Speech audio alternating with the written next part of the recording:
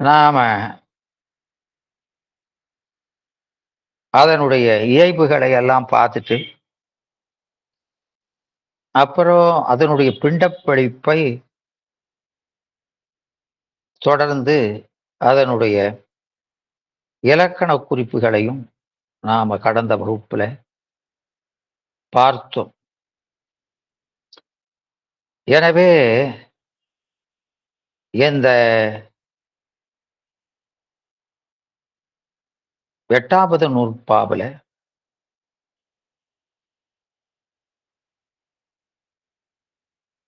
அந்த பிண்டப்படிப்பை பார்க்கும் பொழுது, நாம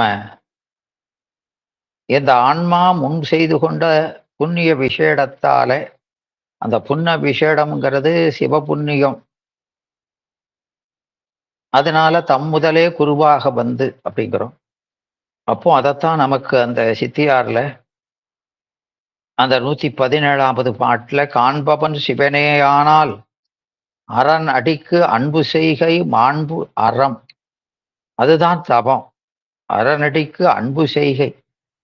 அதான் அன்பின்றி நாம் அதை செய்தா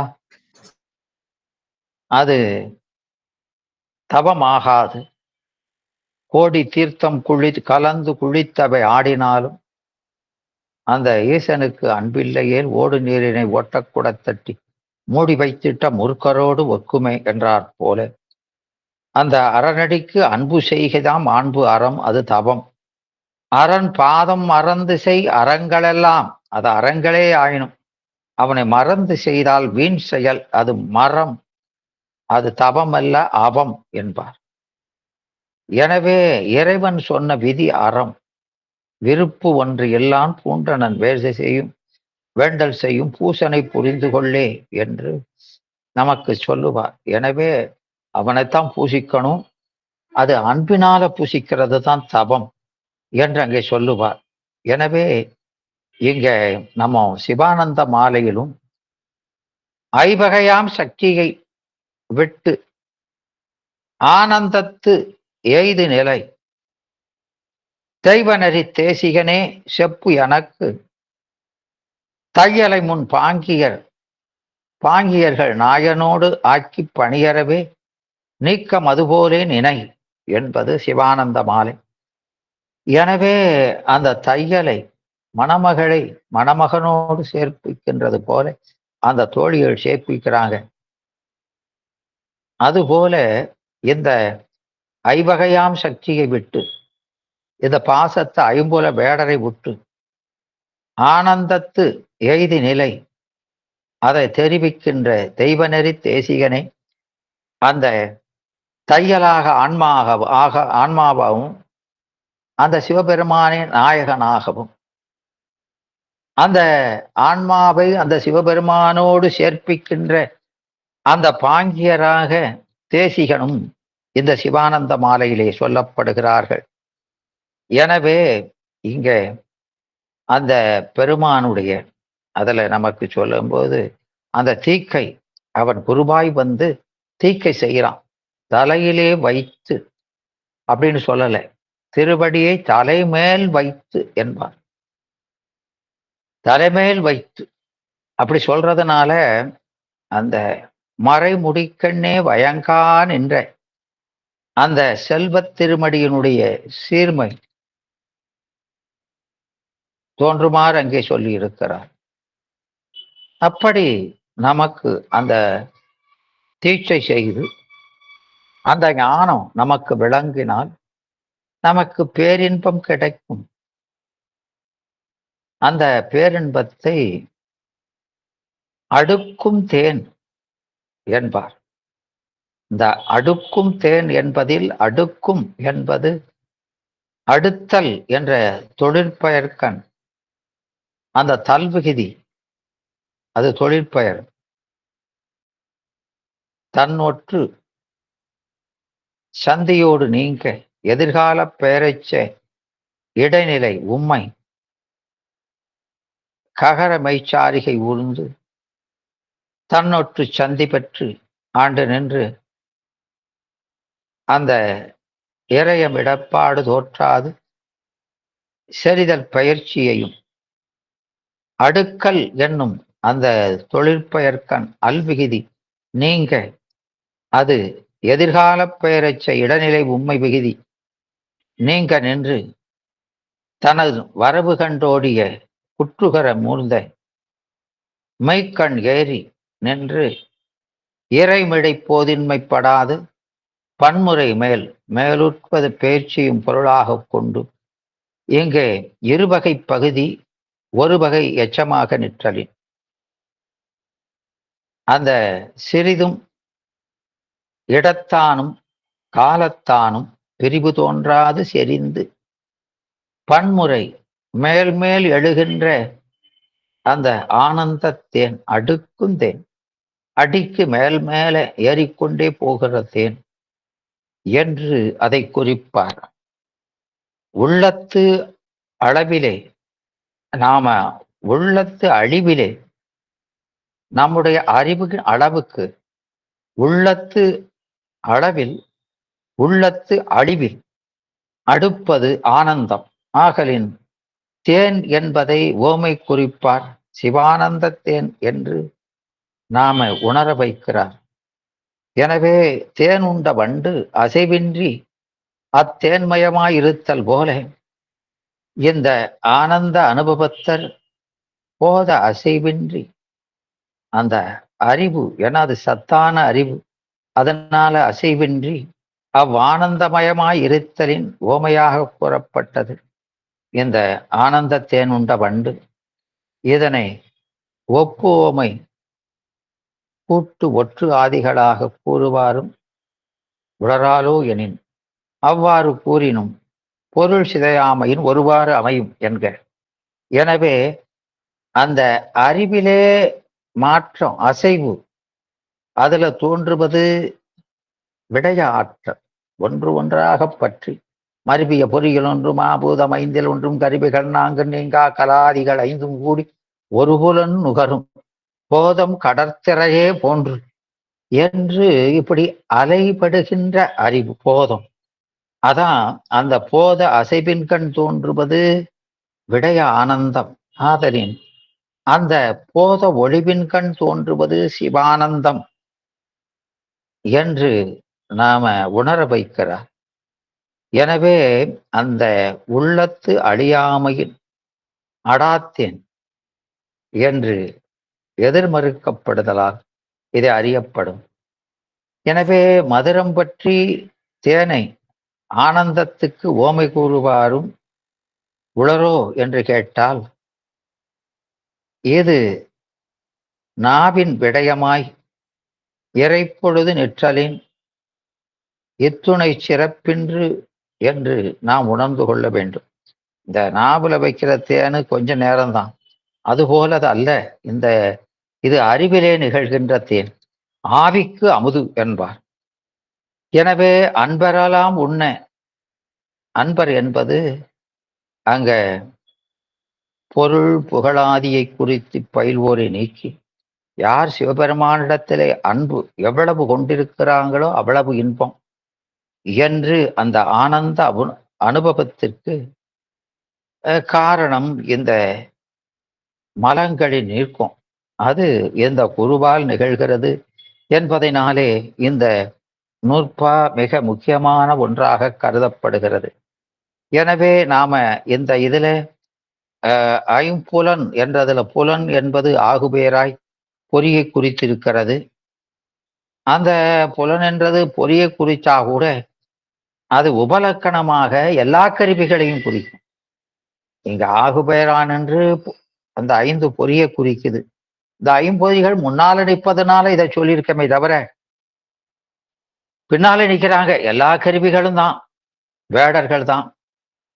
எனவே அதனால இங்க அது உபலக்கணமாக அந்த 96 கருவியும் வேடர் என்று கொள்ள வேண்டியதுதான்.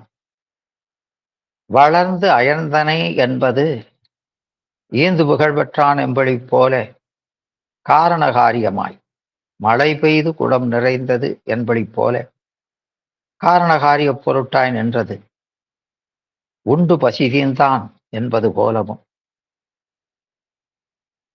அயர்ந்தனை வளர்ந்து என்பதை வளர்ந்ததால் வளர்ந்த காரணத்தால் அயர்ந்தன், பலகால் வாழ்ந்து வளர்ந்த காரணத்தால் அயர்ந்தனை என மாற்றிக்கொள்ள வேண்டும்.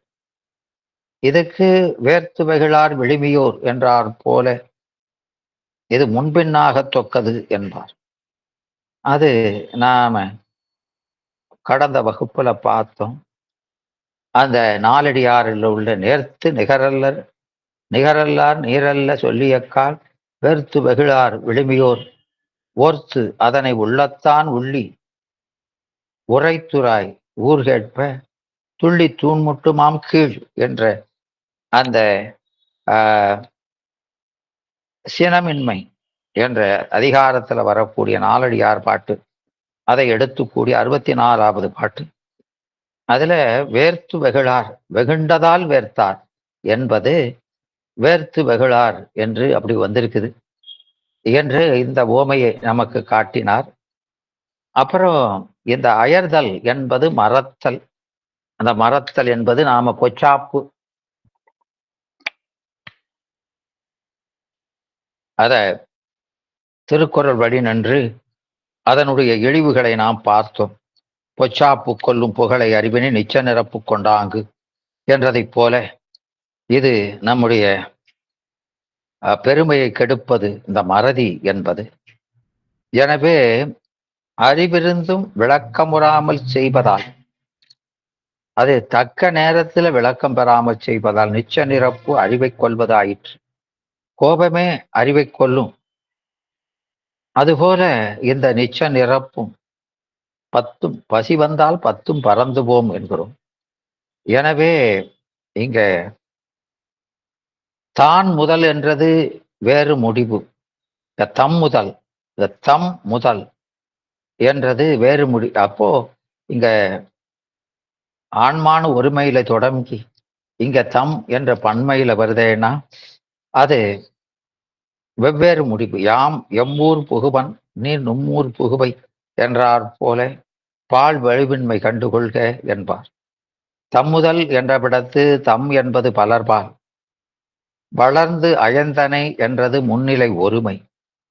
எனவே பலர்பாலும் ஒருமைப்பாலும் கூடி வலுவாகாதோ என்பதுதான் இங்க வரக்கூடிய ஆசங்கை.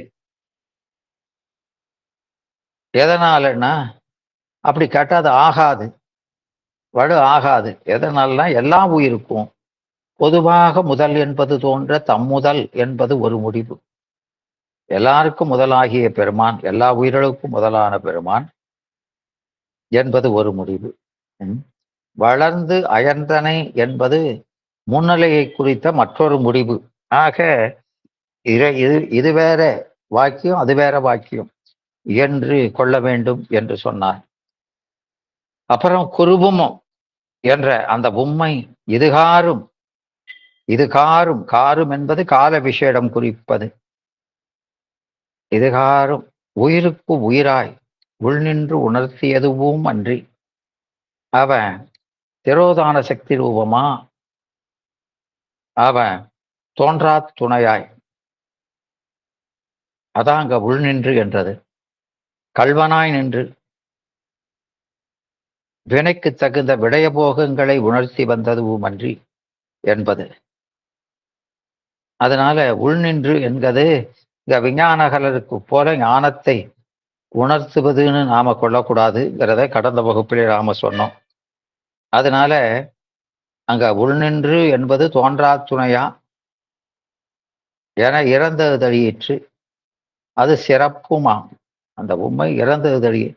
அப்போ உள்நின்று உணர்த்துவதோடு கூட இப்ப வெளியே வந்து காணும்படி நின்று முன்னிலையில நின்று உணர்த்துகிறான் என்பது அது சிறப்பு. அந்த குருவுமாய் என்பது சிறப்பு. அது அந்த கருணையின் மிகுதி குறித்தது. அது நம்ம இருப்பதில அவர் சொல்வது போல, மன்ன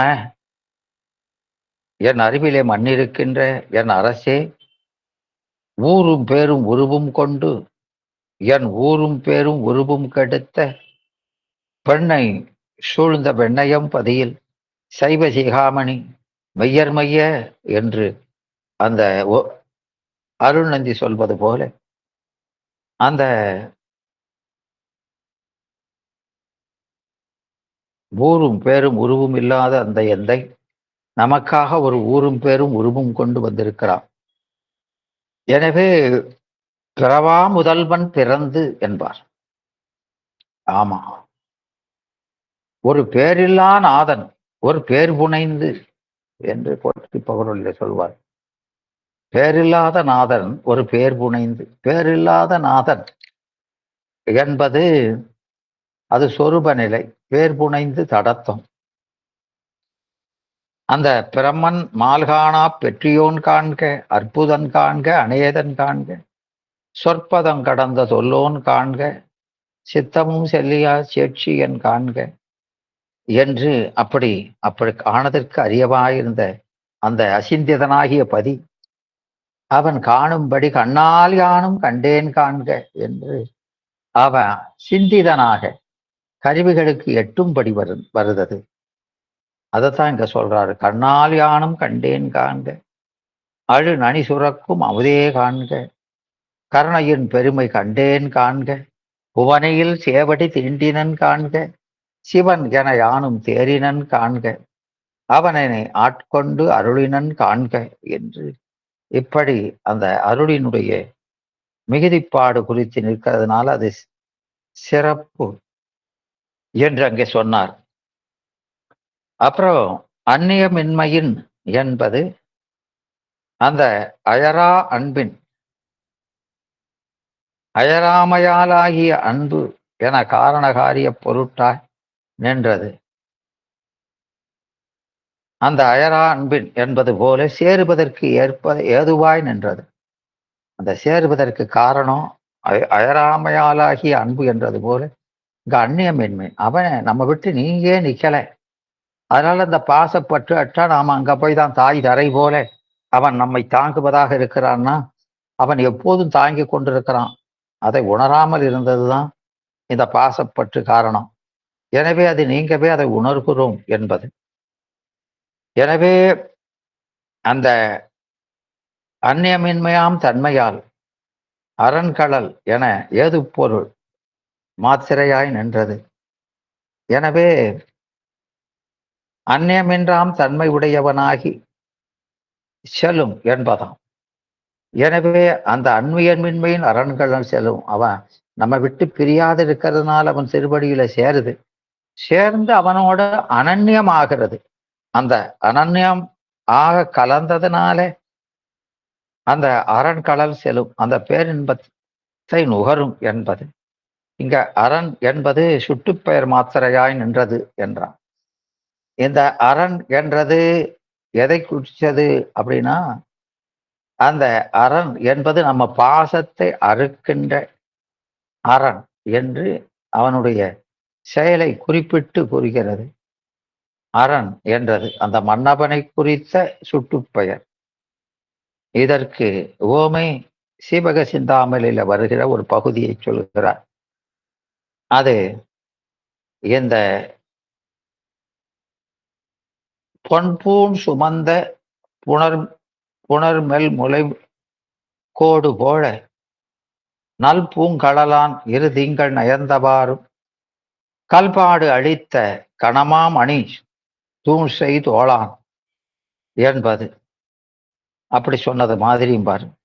கல்லின் சின்மையை புறங்கண்ட வைரமணியால் செய்யப்பட்ட தூண் போன்ற தோள்களை உடையான் என்று அந்த தோலினுடைய வன்மையை அது குறித்தது.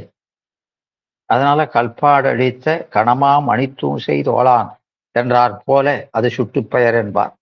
எனவே அந்த சீவகனுடைய வலிமையை குறிப்பதாக இது அமைந்தது. அதுபோல இது அரண் என்பது அறுக்க வல்லவன் என்ற அவனை அதை குறித்து நிற்கிறது. எனவே இங்க அப்படி வர்றதுனால அது சுட்டுப்பெயர் என்றான். எனவே இங்க அந்த நல் பூங்கடலான் அழகிய பூவேலை செய்த வீரக்கடல் அழிந்த சீவகன் பொன்பூன் சுமந்த புணர்மென் முலையோடு போல பொற்கலனாகிய கும்புரியை சுமந்த முலையாகிய இரு கொம்புகளும் உட இரு திங்கள் நயந்த ஆறும் 2 திங்கள் விரும்பி இருந்தபடியும் கல்பாடு அளித்த கணம் மாமணி தூண்சை தோளான். எனவே அந்த உலக்கல்லின் பெருமை கெடுத்த கனத்த மணித்தூணை போன்ற தோளை உடைய அவன் என்று அந்த விரைவின் வெப்பு ஊடு அறுத்து நெறிகொண்ட ஆறும் காரியத்தின் விரைவாலே மலையின் இடை புகுந்து வழிகொண்டபடியும் கூறியவாறு ஆயிற்று. எனவே இந்த உலகத்தின் பெருமையை கெடுத்த கனத்த மணித்தூணை போன்ற தோளான் என்பது இங்க குருவாய் வந்து உணர்த்த தம் முதலே குருவாய் வந்து உணர்த்த அரண்கடல் செல்லும் என்றதனால் அந்த முதல் வேறு அரண் வேறு அன்று. அரண் என்பது அந்த முதலை குறித்த சுட்டுப்பெயர் என்பது இங்கே அறியத்தக்கது. இந்த அரண் என்பது தொழிலாகு பெயர். கட்பாடளித்த கணமா மணித்தூண் செய்தோளான் என்பது போல என்று காட்டினார். எனவே இந்த இறைவனை அவன வேந்தன் என்றார். வெண்கொற்ற குடையும் நவமணி முடியும் சிங்காசனம் மன்னருக்கே உரித்த சிறப்பு அடையாளம். அதனால மன்னருக்கு அங்கங்களாக படை கொடி குடை முரசு நடை புரவி களிறு தேர் தார் முடி என்னும் 10ம் அவனுக்கு அங்கங்களாக சொல்லப்படுவன. எனவே அந்த குடை என்பது கவிதலை உடையது. அது குடைக்கு தொழிலாகு பெயர். எனவே அந்த கொடை முக்குடை அத சந்திராதித்யம் நித்திய வினோதம் சகல பாசனம் என்று 3 கொடைகளாக சொல்வார்கள். அதாவது நன்மை வெண்மை நல்கி உயிர் வளர்த்தல் அது சந்திராதித்தம் என்று நாள்தோறும் பசுமையோடு உயிர்களை சலிப்பின்றி வாழ வைக்கின்ற கொடை. சகல பாசனம் என்பது அனைத்து உயிர்களோடும் தன் திருவடிக்களை வைத்து தொடர்பு கொண்டிருப்பது. எனவே அந்த விண்ணகத்தேவர் நன்னவும் மாட்டா விழுப்பொருளை புனதொடும்படி உங்கள் மன்னகத்தே வந்து வாழச் செய்தானே வன் திருப்பெருந்துறையாய் வடியடியும் கண்ணகத்தே நின்று கழிதருந்தேரே கரும்பே கடலமுதே விரும்படியார் எண்ணத்தாய் உலகுக்கு உயிராயினாய் எம்பெருமான் என்பார். எனவே அந்த உலகுக்கு உயிராயிருக்கிறது அவன். இந்த சேதன அசேதன உலகுக்கு எல்லாம் உயிரா இருக்கான். அதனால அது சிங்காசனம். எல்லா உயிர்களையும் தன்னுடைய ஆளுகை கீழே வச்சு அவன் ஆழ்வதுதான் அந்த பெரும் கொற்ற கொடை, வெண்கொற்ற கொடை. ஆதாரமாக அனைத்து சேதன அசேதனங்களுக்கும் ஆதாரமாக இருப்பது. அப்புறம் அதுக்கு உயிர் போல இருப்பதுனால சேதன அசேந்த பிரபஞ்சம் எல்லாவற்றுக்கும் குணமும் தொழிலும் விளங்குவதற்கு மூல காரணமாகி அப்படி இருக்கிறதுனால உலகுக்கு உயிராயினாய் என்றும் அது உணர்ந்த மாமுனிவர் உம்பரோடு ஒழிந்தார் உணர்வுக்கும் தெரிவரும் பொருளே இணங்கிலி எல்லா உயிர்களுக்கும் உயிரே என்பார். நீங்க உலகுக்கு உயிரானா சொன்னாரு, உயிரெடுக்கும் உயிரே என பிறப்பருக்கும் மருந்தே என்பார். இப்படி இருக்கிறது தான் அந்த ஒரு பெரு வெண்கற்ற கொடை என்றார். எனவே அந்த கொற்ற கொடை வெற்றி வீரம் வலிமை வன்மை அரசியல் இதையெல்லாம் காட்டக்கூடிய வெண்கொற்ற கொடையும் எவற்றையும் ஓர் இயல்பான் அறிகின்ற ஒரு பேரறிவு அத ஒரு பெரும் சுடர் முடியும் என்றார். அந்த கிரீடம் அது எல்லா சிற்சடமாகிய உலகம் எல்லாவற்றையும் ஒருங்கே ஒன்றாக அறிதல், ஓர் இயல்பால் அறிதல், அறிந்தாங்க அறிதல். அந்த பேரறிவு அதை குறிக்கிற அடையாளம் அந்த சுடர் முடி, அவனுடைய சடை முடி. அது வைத்து எடுக்கப்படுவதில்லை. எப்பொழுதும் அது தனக்குத்தானே முதல்வனாக இருப்பவன், நிரந்தர முதல்வனாக இருப்பவன். எனவே பேரறிவு என்பது அந்த கடவுளின் தன்மை. எல்லாவற்றையும் அங்கங்கே உயிருக்கு உயிராய் இறைவனாய் நின்று அது அதற்குரிய முறையிலே நெறியிலே செலுத்தும் இயல்பாகிய ஒரு பெரும் சிங்காசனமும், அவனுக்கு சிங்க ஆசனம் அறிவில இருந்து செலுத்துறது. அப்போ கொடை, முடி, சிங்காசனம் பிறருக்கு இன்றி. அந்த பிறருக்கு இன்றி என்பது அது பிரிதின் இயைபு நீக்கும் அந்நிய யோகச்சேதம். பிரிதின் இயைபு நீக்குது, வேற யாருக்கும் அந்த தன்மை கிடையாதுன்னு நீக்குறது.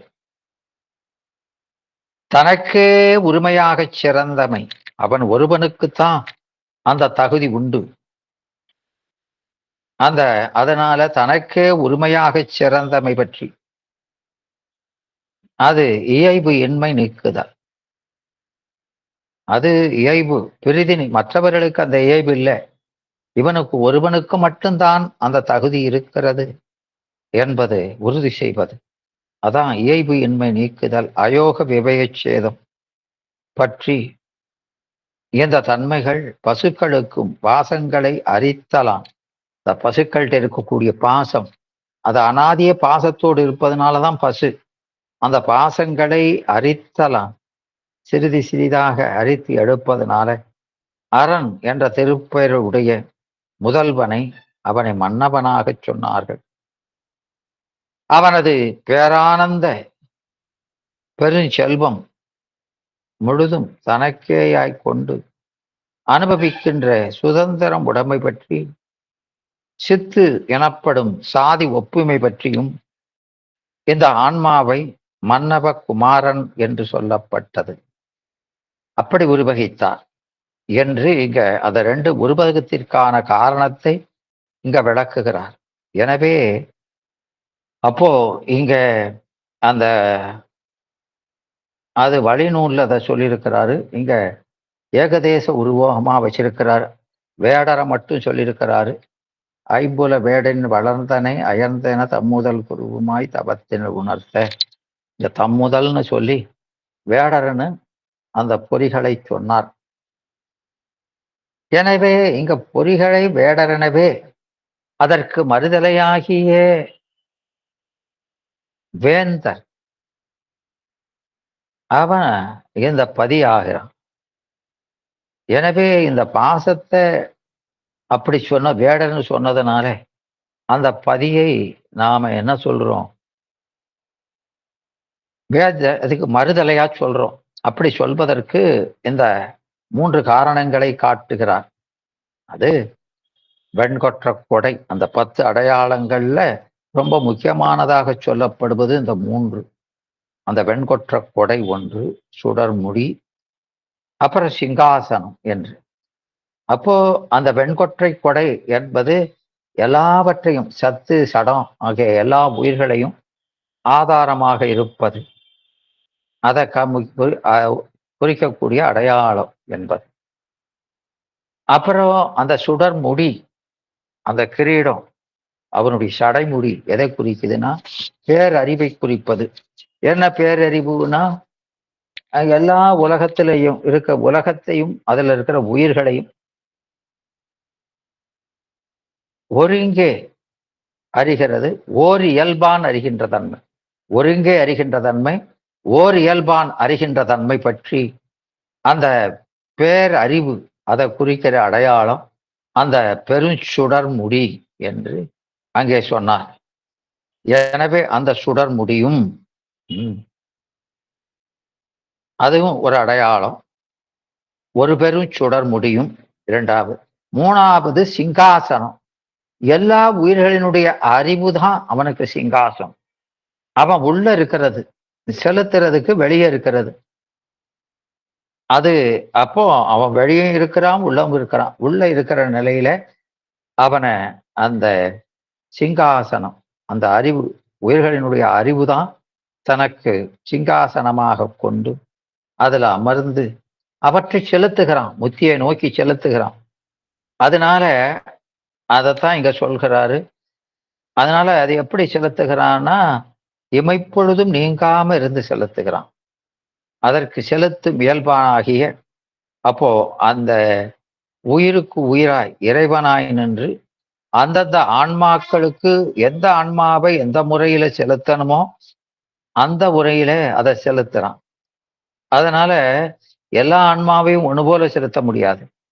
அப்போ எந்தெந்த ஆன்மாக்களை எந்த வகையில செலுத்தினா அதை முக்தி அடைய வைக்க முடியுமோ அந்த முறையில செலுத்துறது. அப்படி செலுத்துகின்ற ஒரு பெரும் சுடர் முடி அது அவனுக்கு அந்த செலுத்துகிற அந்த தன்மையை அறிவிலிருந்து செலுத்துறத அந்த பசி ஏறும் எங்கள் பரமன் சொன்னது போல அவன் உள்ள இருந்து அதை சிங்காசனமா சொல்லி இதெல்லாம் அவனுக்கு ஒருவனுக்கு உரிமையாக சிறந்தவை பற்றி எனவே எல்லா உயிருக்கும் உள்ளேயும் வெளியேயும் இருக்கக்கூடிய தன்மை அவன் ஒருவனுக்குத்தான் இருக்குது. அதனால இந்த இலக்கணம் இவனுக்கன்றி வேற யாருக்கும் இல்லை. மற்றவர்களுக்கெல்லாம் அப்படி உள்ளும் புறமும் கலக்க முடியாது. உயிர்கள் இறைவனோடு கலப்பதற்கு மட்டும்தான் உரிமை இருக்கு. ஒரு உயிர் மற்றொரு உயிரினுடைய அறிவிலே கலக்க முடியாது. இப்படியெல்லாம் இருக்கிறதுனால இந்த இறைவனுக்கு மட்டும் உள்ள அந்த சிறப்பு தன்மைகள் இது. அதனால அந்த சிங்காசனம் அது பிரிதி இயைபு நீக்குதலும் இயைபு இன்மை நீக்குதலும் பற்றி பசுக்களுக்கு பாசங்களை அரித்தலான் அரண் என்ற திருப்பெயரை முதல்வனை உடைய அந்த முதல்வனை மன்னவனாக சொல்கிறோம். ஆமா, அப்படி சொல்லி அந்த இறைவன் நமக்கு அப்படி இருந்து இந்த உயிர்களை முக்கியை நோக்கி அவற்றை செலுத்துகிறான். அவன் நமக்கு இமைப்பொழுதும் எஞ்செஞ்சின் நீங்காதான் தாழ் என்போம். ஏன்னா அவனுக்கும் நமக்கும் அப்படி அந்த தாதான்மை சம்பந்தம் விட்டு நீங்காத அவினாபாவ சம்பந்தம் இருப்பதனால அவன் நம்மை விட்டு நீங்காதிருந்து நம்முடைய அறிவிலே இருந்து நம்மை செலுத்துகிறான்.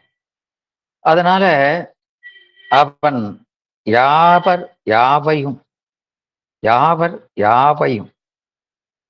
எல்லா உயிர்களும் சடமும் யாங்கனும் எல்லா இடத்திலும் சென்று புக்குழிப்புக்கு பெயர்த்துளி பெயர்ந்து மிக்க போகம் விதியால் விளைத்து இங்கு என் பணியாளர் எனப் பிரியாதே ஓடி மீழ்க என ஆடல் பார்த்திட்டு என் வழி நின்றனன் எந்த அன்னோ என்பார்.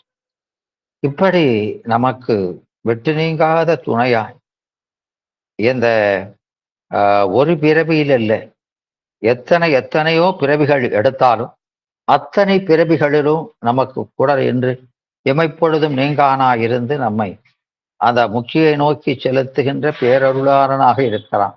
நல்ல மெய்ப்பனா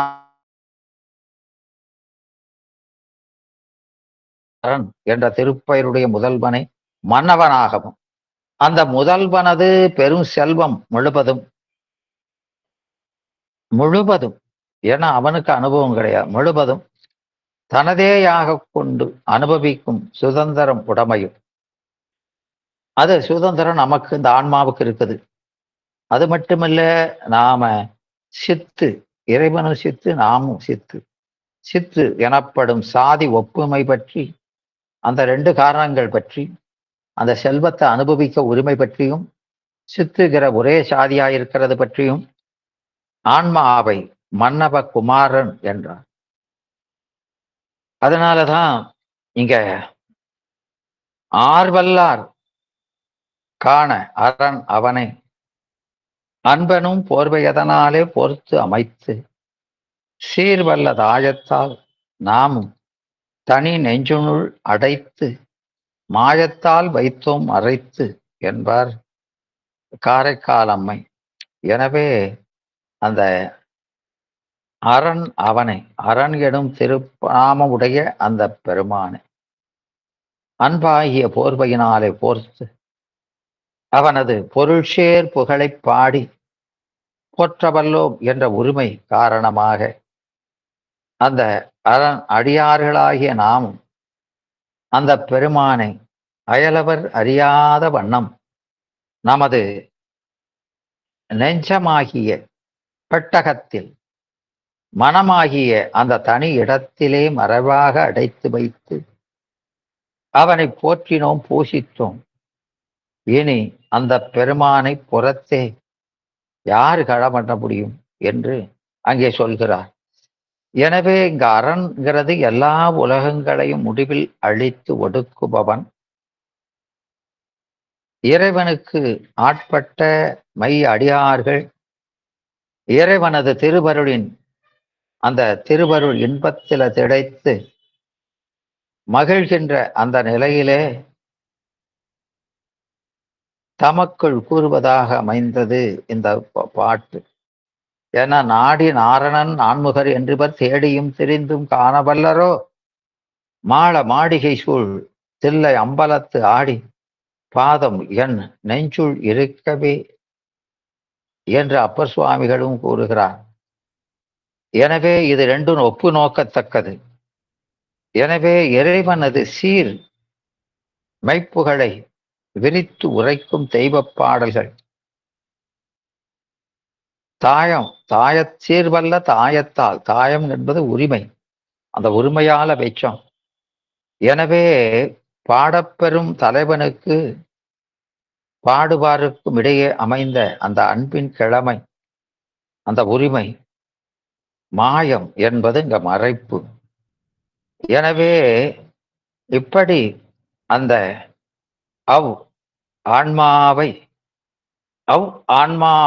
என்பது ஆன்மாவைங்கிறது அந்த அரசகுமாரனாகிய ஆன்மாவை அறிவு பெருஞ்செல்வம் முழுவதும், அந்த அறிவு என்ற குணம் முழுவதும் ஆறலைத்து கொண்டு, ஆறலைத்தல் வழிப்பறி செய்து கொண்டு, அதாவது போவாரை அலைக்கின்ற கள்வர் தம் படக்கலங்களை உயிர் உடைமைகளை கைவிடும்படி செய்யும் வெப்பமிக்க வழியாக அந்த வழி இருக்கும். ஆறலை கள்வர்கள், 6 அலை கள்வர் என்று அப்படி பிரிக்கணும். வழியில அலைக்கின்ற கள்வர்கள், வழியில் மறித்து துன்புறுத்துகின்ற திருடன், வழிப்போக்கர் மீது கல்லை எடுத்து எறிவர், கிழிசல் ஆடைகளையும் உலர்ந்த குடைகளையும் உடைய வழிப்போக்கர் அஞ்சி மரத்தில் ஏறுவர், உணவை வேட்டையாட எண்ணி இனத்திலிருந்து பிரிந்து வந்த பறந்து வானத்தில் பறக்கும். இப்படி அந்த வழிப்போவோரை ஆரலைக்கிறதுனால அவர் வேடர். அப்புறம் சிறுமை உறுத்துதலும், ஆரலத்தை கொண்டு மட்டுமல்ல சிறுமை உறுத்துதலும். சிறுமை உறுத்துதலாவது உயர்திணை பொருளாகிய ஆன்மாவை விலங்கோடு ஒப்ப சிறுமையுறுத்துவதாய களவு கொலை முதலியனவும், அது விலங்கொடு மக்களனை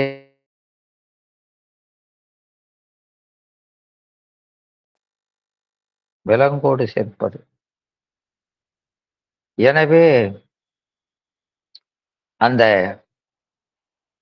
திருக்குறள்ல சொன்ன மாதிரி விலங்கோடு நோக்க மக்களுள் எத்துணை நன்மை உடையார் அத்துணை தீமையும் உடையார், இளங்கு நூல் கற்றாரோடு ஏனையவர் விளங்கிய நூலை கற்றாரோடு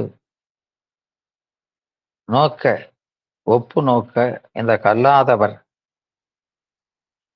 இங்க இளங்கு நூல் என்பது சாதிப்பெயர், விளங்குதல் என்பது மேப்படுதல். விலங்கின் மக்கட்கு ஏற்றமாய உணர்வு மிகுதி காணப்படுவது கற்றாரின் கண் ஆகலான் கல்லாதாரும் அவரும் ஒத்த பிறப்பினர் அல்லர் என்பது. எனவே அந்த மயக்க நிரல் நிறை இதனால் அவர் மக்கட்பிறப்பால் பயனதாமை கூறப்பட்டது. விலங்கோடு நோக்க மக்கள் எவ்வளவு ஒப்பர் அவ்வளவு கல்லாதவர் கற்ற நூல்களை கற்றவரோடு. அந்த கல்லாதவர் நல்ல நூல்களை கற்றவரோடு என்பது இந்த பாடலின் பொருள். கல்லாதார் விலங்கு போல்வர் என்ற அப்படி சொல்லப்படுகிறது.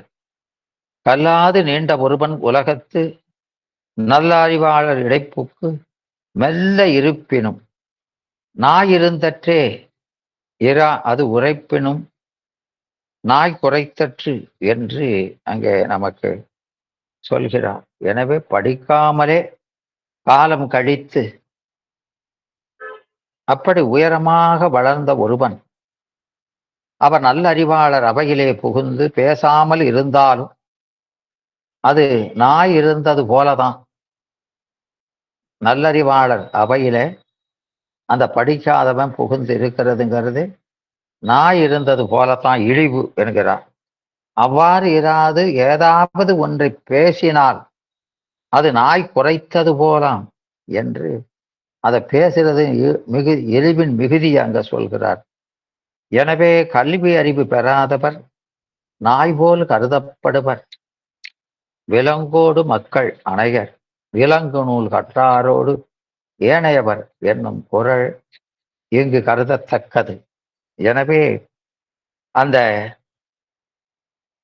நாகரிகம் உடையோருக்கான நீதி முதலிய ஒழுகலாறுகளை தானும் பின்பற்றாது தன்னை சார்ந்தோரையும் பின்பற்றச் சொல்லாது விதி விலக்குகளை இழைப்பித்து இழிதொழிலில் நிற்பித்தலாகிய இயல்பு பற்றி இந்த ஐம்பொறிகளை வேடராக சொன்னார். வேடர் அப்படித்தான், அவங்களுக்கு விதி விலக்கெல்லாம் கிடையாது.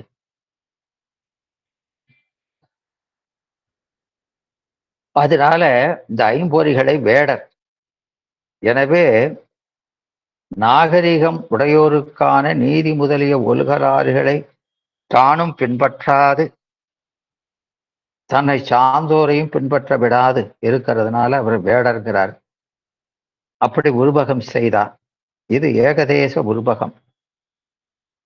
ஒன்றோடு ஒன்று ஒவ்வா அறிவு ஈச்சை செயல்களை உடைய பல்வேறு பட்ட உயிர்களினுடைய பொருட்டு சட சித்துக்களிலே நிறைந்து அவற்றுக்கு ஆதாரமாய் தனக்கு ஒரு ஆதாரமின்றி நிற்கின்ற அவனுடைய பூரண சக்தி எனப்படுகின்ற அளவில்லாத ஆற்றல், அதுதான் அங்க கொடை என்கிறார். அந்த பூரண சக்தியை தான் கொடை. இதெல்லாம் ஆகமங்கள்ல சொல்றது.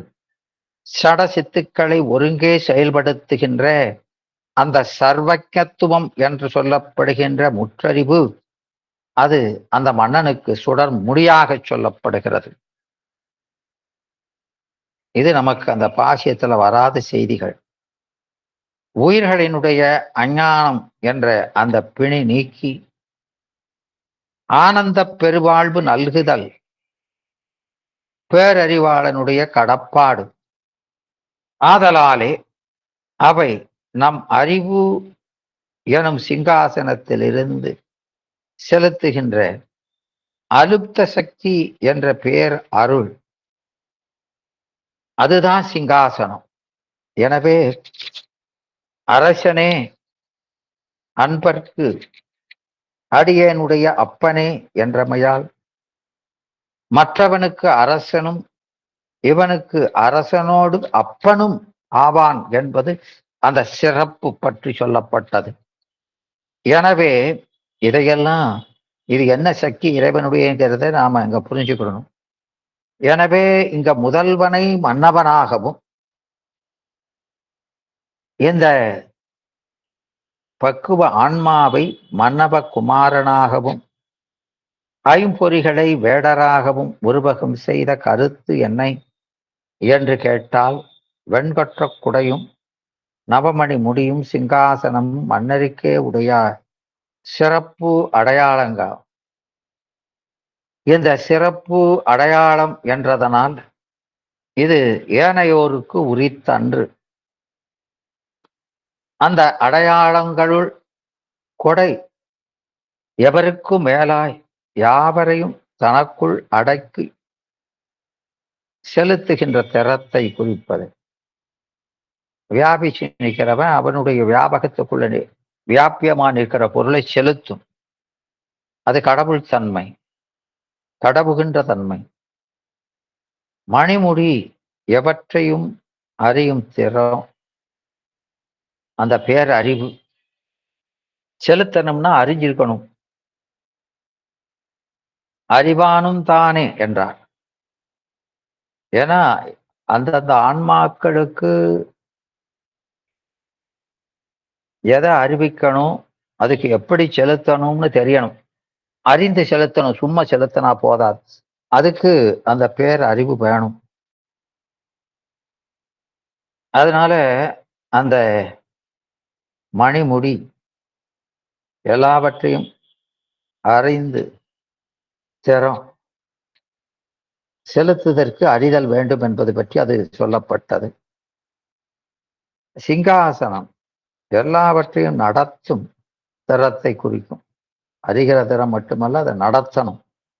அதுபோல பிரபஞ்சம் எல்லாவற்றுக்கும் மூல காரணமாம் இயல்பாகிய ஒருவரு வெண்கொற்ற குடையும் எவற்றையும் ஓர் இயல்பால் அறிகின்ற பேரறிவாகிய ஒரு பெரும் சுடர் முடியும் உயிராகிய சிங்கத்தை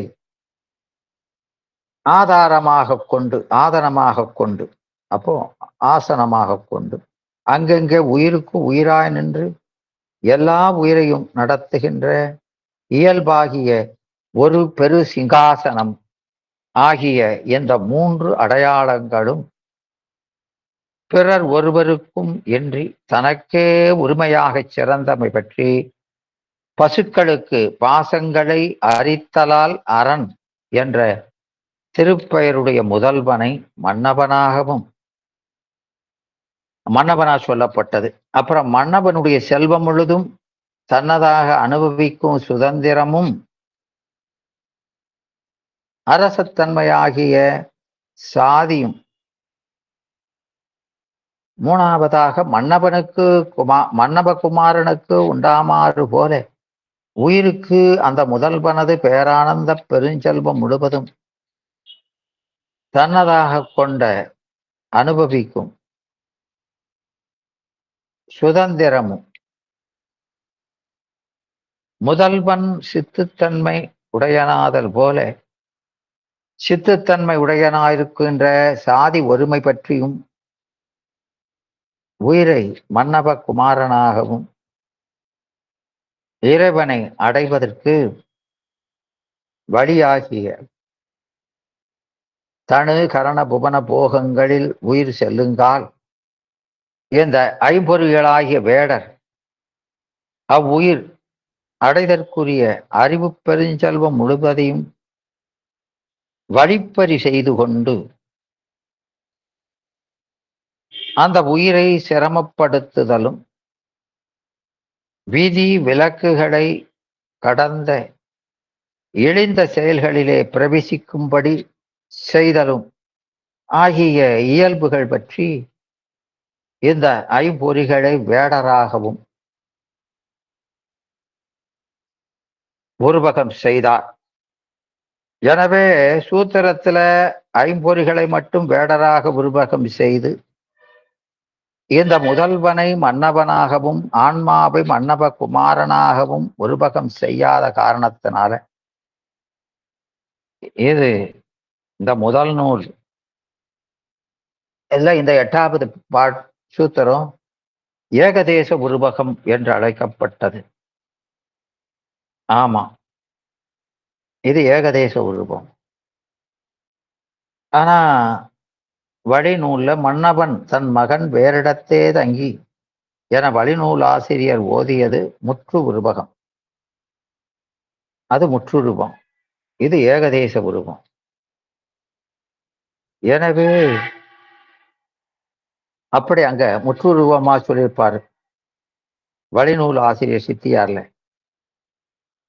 அப்போ மன்னவன் தன் மகன் வேறிடத்தே தங்கி வளர்ந்த காரணத்தினால அவன் தன்னையும் அறியாது தன் முதல்வனையும் அறியாது துயர் உறுகின்ற அந்த தொல்லுயிரை இந்த மன்னவன் நீ என் மகன் என்ற அந்த வேடரின் நீக்கி தனதாக்கி கொண்டு பேணுமா போல என்பார். எனவே இங்க இந்த முதல் பகுதியில அந்த கருத்து தவத்தினில் உணர்த்த என்பது அது முதல் பகுதி. அப்போ ஒரு கருத்தை சொன்னோம்னா அந்த கருத்தின் மேல ஆசங்கை ஆட்சேபம் எல்லாருக்கும் அது உயிர்கள் பலனா அது பல திறத்தன அறிவால் வேறுபட்டவை. அப்போ ஒரு கருத்தை மற்ற ஆன்மா மற்ற உயிர்கள் தன்மை வேறா இருக்கிறதுனால ஒத்துக்கொள்ளாது.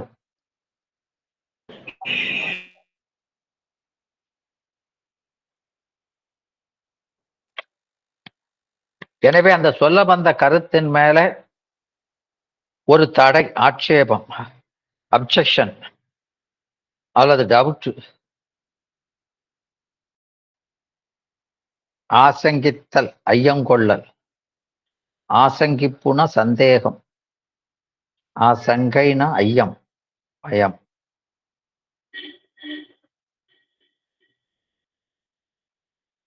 ஆகாங்கிசை ஆகாங்கிசை என்பது அவாய் நிலை. அவாய் நிலை அங்க ஒன்றை நாடி நிற்பது. முறைமை என்பது வழி அடுத்த படி. அவாய் நிலை என்பது ஒரு பதம் தன்னோடு பொருந்தி பொருள் முடித்தற்குரிய மற்றொரு பதத்தை வேண்டி நிற்கின்ற அந்த நிலைக்கு அவாய் நிலை என்று பெயர். மேல சொன்ன அந்த பொது அதிகாரத்துல கூறி போந்த பொருள்களில் முப்பொருள்கள்ல விள்ளற்பால் அதனை வெண்டு அதனால் வருகின்ற துன்பத்தின் நீங்குதற்கும் கொள்ள வேண்டியவற்றை கொண்டு அதனால் வரும் இன்பத்தை பெறுதற்கும்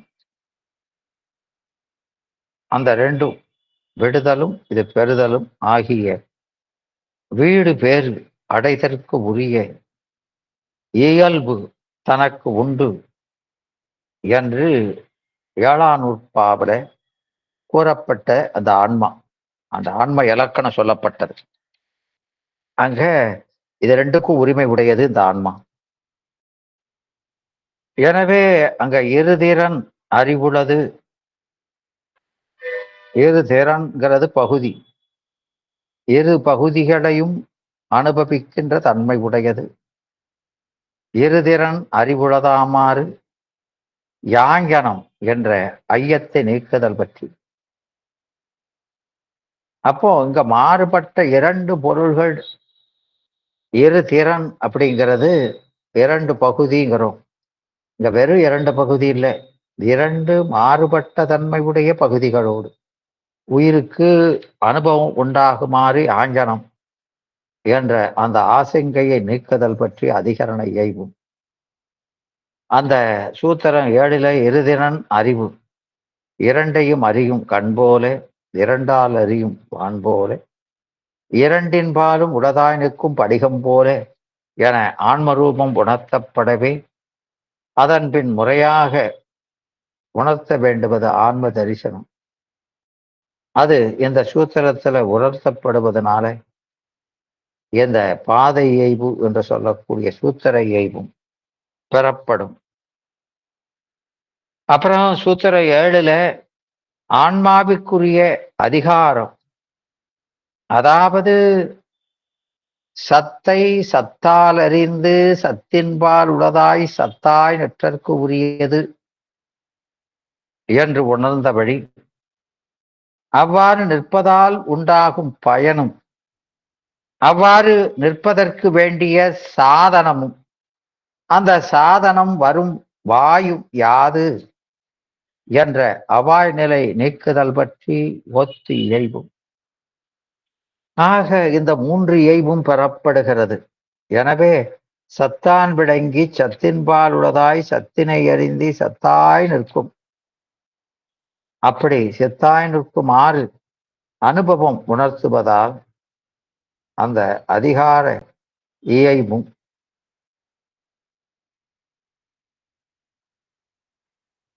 அப்போ அதிகார இயைபு அப்படின்னா உண்மை அதிகாரம் மாறாது நிற்கிற தன்மை சத்தாய் நிற்கின்றவாறு.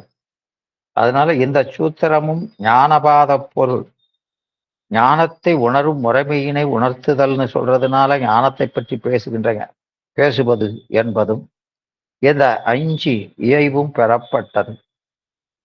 எனவே அந்த மன்னவன் இது அந்த வழிநூல்ல சொல்லக்கூடியது.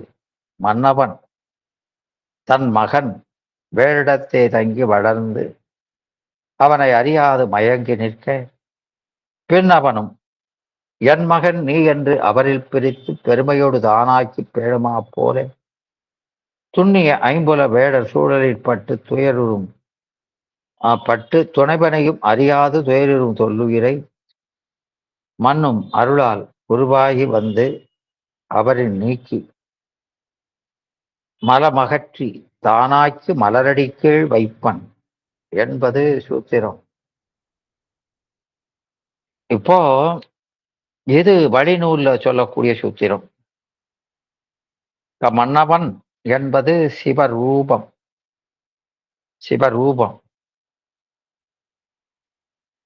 தன் மகன் வேறிடத்தே தங்கி அங்க தங்கி அப்படின்னு சொல்றதுனால அது தற்காலிகம், அது பொது இயல்பு. வேடரோடு இருப்பது தற்காலிகம், அது பொது இயல்பு. எனவே இந்த ஆன்மா கருவிகளோடு கூடி பாச ஞானத்தோடு இருப்பது சடத்தை அறிவது என்பது பொது இயல்பு. அது ஒரு காலத்தே நீங்கும் என்பது இங்க பெறப்படுகிறது. தங்கி என்பதனால தற்காலிகம். வளர்ந்து அவருக்கு அடங்கி உலக இன்பத்தின் மயங்கி வளர்ந்து. எனவே அந்த வேடரை கூட அரசன் அதை ஆட்சி செய்யல, அவருக்கு அடங்கிதான் வசித்திர வரும் வியாபியாக. அதுக்கு வேடருக்கும் அடங்கி மன்னவர் குலத்துல பிறந்துட்டு வேடருக்கு அடிமையா அடங்கி இருக்கான்.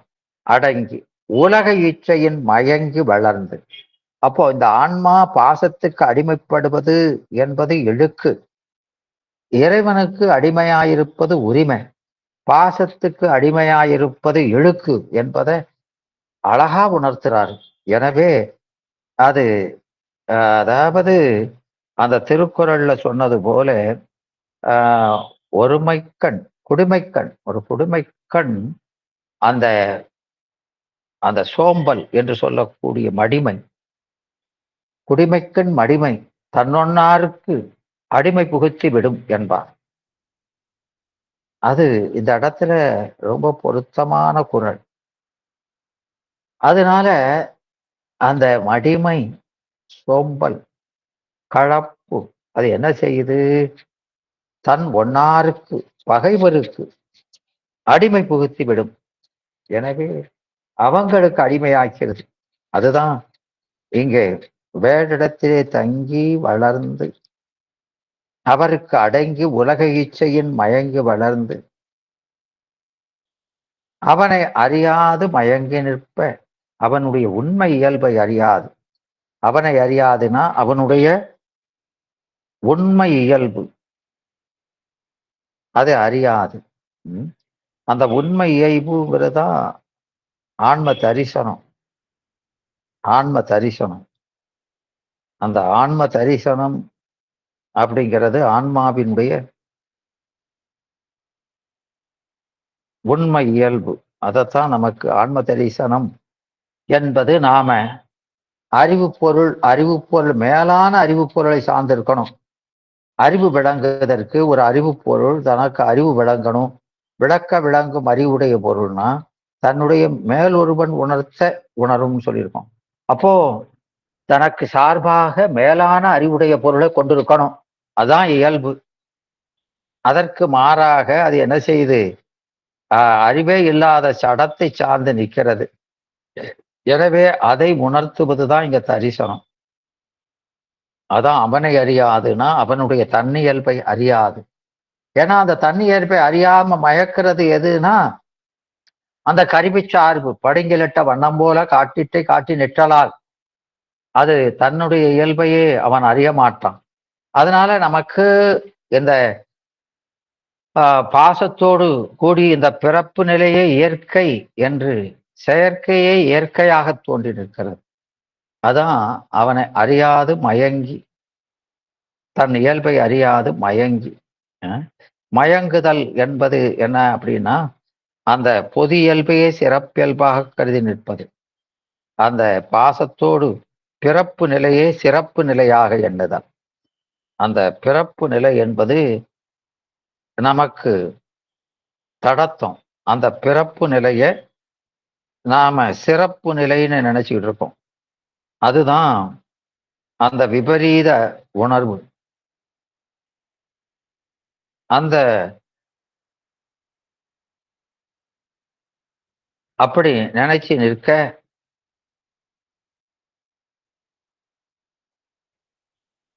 கருதி நிற்க அப்போ அதே அந்த தன்னுடைய உண்மையே உணரல் வைங்க. அப்படி நின்னாமன்னா அவன் அதுல இருந்து விடுபடவே மாட்டான். அவனுடைய உண்மை இயல்பு அறியலைன்னா அதுல இருந்து அவன் எப்படி விடுபடுவான்? தமக்கு இதுதான் இயல்புன்னு நினைச்சா அதுல இருந்து நீங்கவே மாட்டான். எனவே அப்போ அதிலிருந்து நீங்குவதற்கு அவனுடைய உண்மை நிலையை உணரணும். அறியாது மயங்கி பிறப்பு நிலையே சிறப்பு நிலையாக கருதி நிற்ப. அப்படி நிற்க அந்த பின் அவனும் அதன் பின் அவனும் அந்த தகுதி வந்த பின் அவனும்னா அந்த மன்னவனும். அப்போ அந்த முன்னவனாகிய மன்னனை பின்னவன் என்றார். ஏன்னா இங்க நமக்கு பாசம்தான் முன்னால நிற்குது. இந்த அறிவின் முதல்வனை நாம பின்னால தள்ளிடும். அதை தரையை அறிவாது தாமே திரிவார் புறையை உணரா புவி என்றது போல இங்க அந்த முன்னவனாகிய அந்த முதல்வனை பின்னவன்னு நாம சொல்றது அந்த நம மேலதான் பாசத்து மேலதான் நமக்கு இச்சை முன்னிருக்கிறதுனால அவன் பின்னால நிற்கிறான். எனவே நம முன்னு இருக்குது, சிவ பின் இருக்குது. பின்னவனும் என் மகன் நீ என்று, நீ என்னுடைய மகன், என்னுடைய சாதி, என்னுடைய செல்வத்தை அனுபவிப்பதற்கு உரியவன் என்று நீ என்று உணர்த்தி. இது முதல்ல உணர்த்தினா உபதேசம், ஆன்ம தரிசனம் செய்வித்து. அப்போ நீ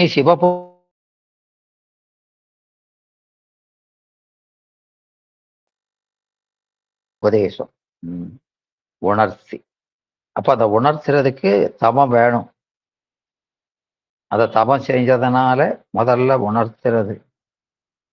உணர்த்தி அவரில் பிரித்து, அப்படி அந்த உணர்த்துறது, ஞானத்தை உணர்த்துறது அது தீக்கையில 2வது அதிகரணத்துல சொல்றாரு. சிக்ஷாதிகரணத்துல அவரில் பிரித்து, அவரில் பிரித்து, அவரில்னா எவரில்னா அந்த வேடரில் பிரித்து, வேடர் சார்பில் இருந்து அவரை நீக்கி, அதான் அவரில் பிரித்து. வேடரிடத்தேனார அந்த வேடரில், அவரில்ங்கிறது இந்த வேடரில், அந்த வேடரிலிருந்து பிரித்து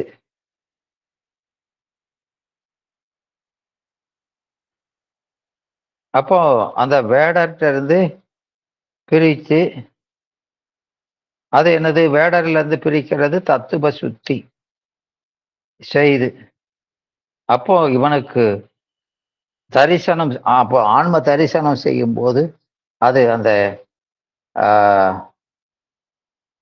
சிவப்பிரகாசம் 71வது பாட்டுல சொல்லுவாரு, இந்த ஞானத்தை 69 70ல சொல்லி, அப்புறம் இந்த ஞானம் விளங்குற முறையே 71ல சொல்லுவார். உமாபதி தேசுர மருவும் ஆன்ம தரிசனம் ஆன்ம சுத்தி ஆசிலா ஆன்மலாபம் ஆக 3 ஆகும். 3ம் பாசமது அகல ஞானம் பற்றல் தன்பணியை நீத்தல் ஏசியில் நேயத்து அடங்குதல் எனும் இவற்று அடங்குமன்றே என்று. அப்போ அந்த தசகாரியத்தை 3ஆ சொல்லி அதுக்கு விளக்கமும் அங்க சொல்லிடுவார். அப்போ அந்த ஆன்ம தரிசனம் அப்படின்னு சொல்றதுனால அதுக்கு முன்னால உள்ள 6ம் உடன் கொள்ளணும் ஆன்ம தரிசனத்துல. அப்ப தத்துவ ரூப தரிசன சுத்தி சிவரூபம். அப்போ ஆன்ம ரூபம், ஆன்ம தரிசனம், சிவரூபம். இங்க ஒரு 3 அங்க ஒரு 3 ஆக 6. 6 அதுல அடங்கிருது தசகாரியத்துல.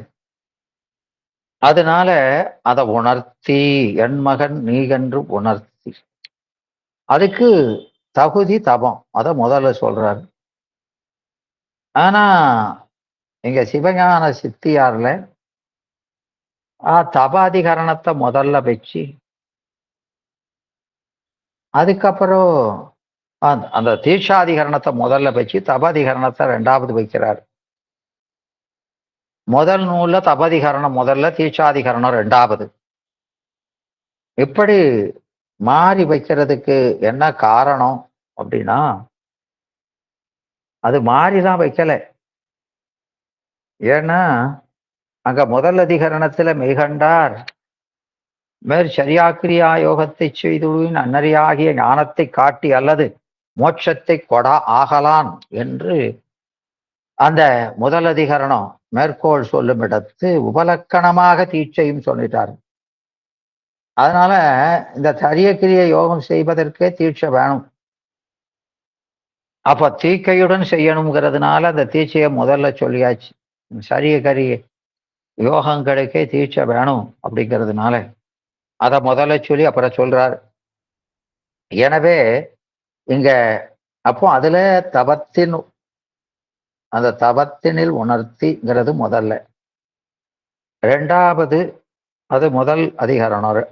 அப்போ முதல் அதிகரணம் தபம், அப்புறம் உணர்த்துறது தபத்தினில் உணர்த்திங்கிறது 2வது அதிகரணம். 3வது ஐம்புல வேடரின் வளர்ந்ததால் அயர்ந்தனை என்பது. அதை இங்க எப்படி சொல்றாரு, அந்த அவரில் வேடரில் பிரித்து, அது தத்துவ சுத்தி. அப்போ அங்க ஆன்ம தரிசனம் சிவரூபத்துல நடக்குது, தத்துவ சுத்தி நடக்குது. அதான் அவரில் பிரித்து வான்மாத்தனை இந்திரியத்தின் வேறாவான்னு காணவே அப்படிங்கிறது. அத தத்துவ சுத்தி அவரில் பிரித்து.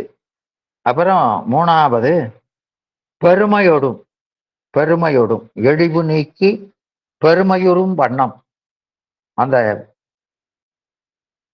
அந்த வேடரோடு இருந்த அந்த தீட்டு வாளாமை, அதை 9ல நீக்கிறதும் பாரு, வாளாமை நீக்குதல், அந்த இடுபு நீங்கி பெருமையுறும் வண்ணம், இந்த ஆன்மா பெருமையுறும் வண்ணம் தானாக்கி அறிவானந்தமயமாக்கி பேணுமா போல, பேணுமாறு வளர்க்குமாறு போல, அந்த அதாவது சதுர்த்தா விதத்தால் வளர்த்தல். எனவே அந்த துண்ணிய ஐம்புல வேடர் சூழலில் அகப்பட்டு, துண்ணிய அப்படிங்கிறது அந்த பேணுமாறுங்கிறது வளர்க்குமாறு போல, அது எப்படின்னா சதுர்த்தாபிதத்தால், சரிய கிரிய யோகம் ஞானம்னு சதுர்த்தாபிதத்தால் வளர்க்குமாறு துண்ணிய துண்ணியங்கிறது ஆன்மாவேயாய் சையோகப்பட்ட ஐம்புல வேடர், அது உருவகம். துண்ணியங்கிறது ஆன்மாவேயாய் சையோகப்பட்ட என்பது இங்க துண்ணியனாரு. ஐம்புல வேடர், எந்த ஐம்புலன்கிறது அந்த பொறிகளை வேடராக உருவகம் செய்தார். ஐம்புல வேடர் சூழலில் பட்டு, சூழலில். அப்போ இங்க சூழல் அப்படிங்கிறதுனால அந்த ஐம்புல வேடரின் சூழலில் அவருடைய ஆட்சிக்கு அகப்பட்டு ஐவகை அரையர் அவராகி என்றார். ஆமா, அவங்க ராஜா மாதிரி இந்த நம்ம ஏவுதாங்க. அதைத்தான் இங்க சித்தியார்ல அந்த 10ஆம் நூற்பாவில் அவர் சொல்லுவார், இந்திரியம் எனைப்பற்றி நின்றே என் வசத்தே இசையாதே என்னை தன் வசத்தே ஈர்ப்பது. அதுதான் அந்த சூழலில் படுத்துதல். என்னை தன் வசத்தே ஈர்ப்பது, இந்த ஆன்மாவை ஆரலைப்பது.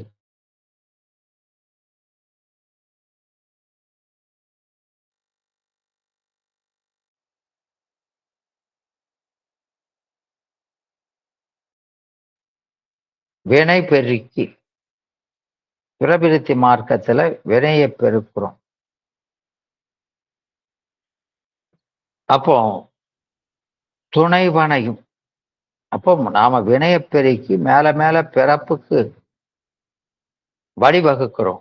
அதை செய்து கொண்டு அப்போ நாம பெற்ற உடம்பு கொண்டு பிறவியை அறுக்கணும். அதுக்கு பதில் பெருக்கிறோம் பிரபிருத்தி மார்க்கத்தில். ஏன்னா நம்ம அந்த வேடரை அடக்கிறதுக்கு பதில் அவனுக்கு அடங்கி நிற்கிறோம்.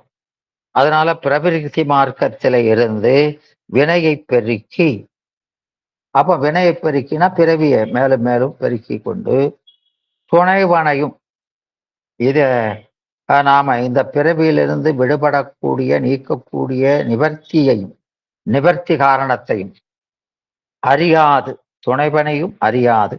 அப்ப தன்னையும் தன் நோயையும் அறியாதது மட்டுமில்ல, துணைவனையும் அறியாது துயர் உறும். அதனால அன்றளவி அன்றையிலிருந்து அளவொன்றில்லா இடராற்றும் உயிர் அந்தோ அருள் தெரிவது என்று என்றார் போல, அப்போ இதையும் அறியாது துயர் உறும். அப்போ இதை அடைவதெல்லாம் துயரம். துயருறும் தொல்லுயிரை, தொல்லுயிரை அதனோடு அந்த ஆன்மா அனாதி நித்த பொருள். அதனால அந்த துயரும் அனாதியான உயிர்களை மண்ணும் அருளால், மண்ணும் அருளால், மண்ணும் அருள் இருக்குது, அந்த அருளால்ங்கிறத சேர்த்துக்கணும். மண்ணும் அருளால், இந்த அருள் என்பது சிவ புண்ணிய விசேடம். புண்ணிய விசேடத்தை அருள் என்றான். ஆமா, அதான் உய்ய நெறி சிறிதே உண்டாக்கி என்று போற்றி பகருளில சொல்லுவார். மண்ணும் அருளால், அது காரணம். இந்த ஆன்மா செய்த தபத்தால், இப்ப அவம் செய்த ஆன்மா தபம் செய்து, இது அங்க முதல்ல வருது. மண்ணும் அருளால், புண்ணிய விசேடத்தால, இதான் முதல் அதிகாரம். குருவாகி வந்து, அப்போ அந்த இது செய்த புண்ணியத்தினால குருவாகி வந்து, அந்த அருள் அறிவுக்குள்ள இருந்த அருள் குருவாகி, அங்க திரோதாயியா இருந்த அருள் குருவாகி வந்து அருட்சக்தியாக வந்து, அதான் அருட்பெருக்கால் உணர்த்தி, குருவாகி வந்து உணர்த்தி. ஆமா, அதுதான் பொய்காட்டி என்றார் மனவாசகங்கள். என்றார் உணர்த்தி, பொய்காட்டி, அவரின் நீக்கி, அவரின் நீக்கி. எனவே குருவாகி வந்து பொய்யை காட்டி, அந்த பொய் சார்பில் கருவிகளின் சார்பிலிருந்து நீக்கி மலம் அகற்றி, அதான் பொய் அகற்றி, பொய் காட்டி பொய் அகற்றி அந்த மலச்சார்பிலிருந்து இந்த ஆன்மாவை விடுவித்து தானாக்கி, மீண்டும் இந்த பாசம் கூடாத வகை தானாக்கி மெய்ப்போதமாக்கி மலரடி கீழ் வைப்பன். அப்போ மெய்ப்போதமாக்கி அவனுக்கு மெய்ப்போதத்தை உண்டு பண்ண வைத்து அந்த சிவஞானம் விளங்கச் செய்து மலரடி கீழ் வைப்பான். அவனுடைய தன் பாதுகாப்பில ஆனந்த பொருளாம் மெய்காட்டும் மெய்கண்டானாய் வைப்ப மலரடி கீழ் வைப்ப அவனுடைய திருப்படி கீழே பாதுகாப்பா வச்சுக்கிடுவான் என்று இந்த வடிநூல் இந்த சூத்திரத்தை முற்றுருவமாக இப்படி சொல்றாரு. அப்போ அதுலேயும் நாம அந்த மன்னவன் அப்படின்னு சொல்றதுல சிவரூபம் என்றும், தன் மகன் வேறிடத்தே தங்கி அப்படின்னு சொல்றதுனால அது தற்காலிகம், பொது இயல்பு. வேடரோடு இருக்கிறது பொது இயல்பு, அது ஒரு காலத்தில் நீங்குவது. அப்போ அதுக்குரிய நீங்குவதற்குரிய காலம் அது பக்குவம். அந்த வளர்ந்து அப்போ தங்கி அதிகாரம் வளர்ந்து அவருக்கு அடங்கி உலக இச்சையின் மயங்கி வளர்ந்து மயக்கத்துல வளர்ந்து அவனை இந்த ஆன்மாவினுடைய உண்மை நிலையை, அது ஆன்ம தரிசனம் அறியாது மயங்கி அந்த பிறப்பு நிலை, அந்த பிறப்பு நிலையையே சிறப்பு நிலையாக கருதி மயங்கி நிற்க பின்னவனும் அந்த சிவபெருமான் என் மகன் நீ என்று முதல்ல உணர்த்துறார். நீ சிவபோகத்துக்குரியவன், என்னுடைய பெருஞ்செல்வத்தை எல்லாம் பேரின்பத்தை அனுபவிப்பதற்கு உரிமை உடையவன் என்று உணர்த்தி அது உபதேசம் ஆன்ம தரிசனம் செய்வித்து அவரில் அந்த வேடரிலிருந்து பிரித்து தத்துவ சுத்தி, அங்க வேடர்னது பொறிகளை, அப்போ தத்துவ சுத்தி செய்து அப்புறம் பெருமையோடும், அப்போ இதுவரைக்கு அந்த பாச ஞானத்துல பட்டு உலகை நுகர்ந்தது இழிவு, அந்த இழிவு நீங்கி பெருமையுறும் வண்ணம் தானாக்கி அவனை சிவானந்த மயமாக்கி பேணுமா போர் வளர்க்குமாறு போல அவனை சதுர்த்தா விதத்தால வளர்க்குமா போல துண்ணிய ஆன்மாவோடு ஆன்மாவேயாக சையோகப்பட்ட இந்த ஐம்புல வேடர் என்கிறது உருவகம் அந்த பொறிகளின் சூழலில் அகப்பட்டு அந்த கருவிகளுக்கு வியாபியமாக வசித்திட வரும் வியாபகம் உடையவராய்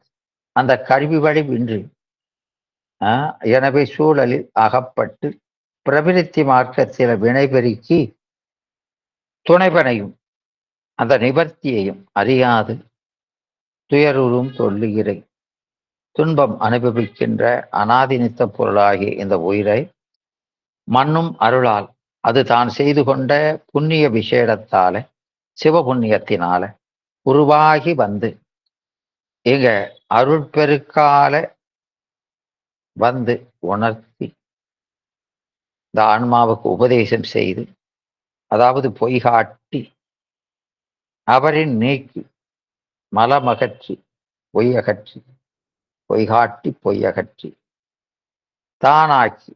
தானாக்குறது மெய்ப்போத ஆனந்த மயமாக்கி மலரடி கீழ் வைப்பன் தன் பாதுகாப்பிலே ஆனந்த பொருளாம் அந்த ஆனந்த நிலையில நிலைக்கச் செய்வன். இது மெய்காட்டும் மெய்கண்டாய் என்பார். எனவே இங்க இந்த ஆன்மா என்பது மன்னகுமாரனாகிய நீ அது தோன்றா எழுவாய். வேடர் அது வேடர் என்றது உடல் கருவி உறவு போல நின்று, இந்த உடல் கருவிகளெல்லாம் உறவு போல நின்று நம்ம அறிவை ஏகதேசப்படுத்துவன, அதனால வேடர். எனவே அந்த வேடர் அவங்க வம்புபவர்கள் வேடர். எனவே இங்க அவர்கள் நமக்கு மறுதலை. அப்போ எதிர்மறை வேற மறுதலை, வினை ஒவ்வாமை என்பது எதிர்மறை என்றும் பெயர் ஒவ்வாமை என்பது மறுதலை என்றும் அழைக்கப்படும். இங்க இவர் வேடர்னால அவர் வேந்தர், அது மறுதலை என்றார்.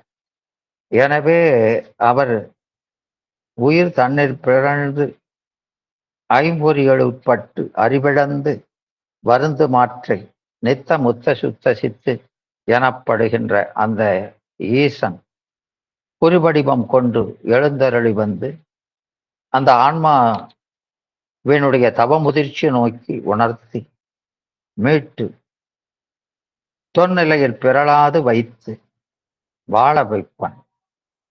இங்கனம் வாழ்வித்தல் ஈசனுக்கு கடற்பாடு, சாந்தாரை காத்தல் தலைவர் கடன்.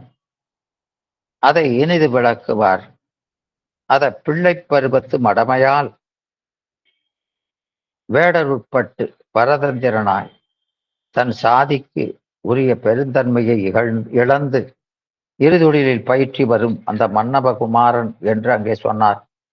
எனவே இப்படி இங்க இந்த முதல் நூல்ல ஏகதேச உருவமாக சொன்னதை வழிநூல்ல முற்று உருவமாக சொல்கிறார். இதனுடைய தொடர்ச்சிகளை எல்லாம் நாம வருகிற வகுப்பிலே சிந்திக்கலாம் என்று சொல்லி, இதுவரை பொறுமையாக இருந்து இந்த செய்திகளை செவிமடுத்த அடியார் பெருமக்கள் அனைவருக்கும் என்னுடைய வணக்கத்தையும் நன்றியறிதலையும் தெரிவித்துக் கொண்டு, வழக்கம் போல வாழ்த்தும் குருமரபு வாழ்த்தும் சொல்லி என்னுடைய சிந்தனையை நிறைவு செய்கிறேன். நன்றி, வணக்கம். வான்முகில் வளாது பெய்க மலிபலம் சுரக்க, மன்னன் கோன்முறை அரசு செய்க குறைபிலாது உயிர்கள் வாழ்க, நான்மறை அறங்கள் ஓங்க நல்தவம் வேள்வி மல்க, மேன்மைகுள் சைவ நீதி விளங்குக உலகமெல்லாம், மேன்மைகுள் சைவ நீதி விளங்குக உலகமெல்லாம், மேன்மைகுள் சைவ நீதி விளங்குக உலகமெல்லாம். கைலாய பரம்பரையில் சிவஞான போத நெறிகாட்டு பெண்ணை பயில் வாய்மை கண்டான் சந்ததி கோர் மெய்ஞான பாணுவாகி, உயிலாரும் பொழில் திரு ஆபடு துறைபாள் குரு நமச்சிவாய தேவன், சைலாதி மரபுடையோன் திருமரபு நீடூடி தலகமாதோ திருச்சிற்றம்பலம். ஐயா திருச்சிற்றம்பலம் ஐயா, திருவடி வணக்கம் ஐயா.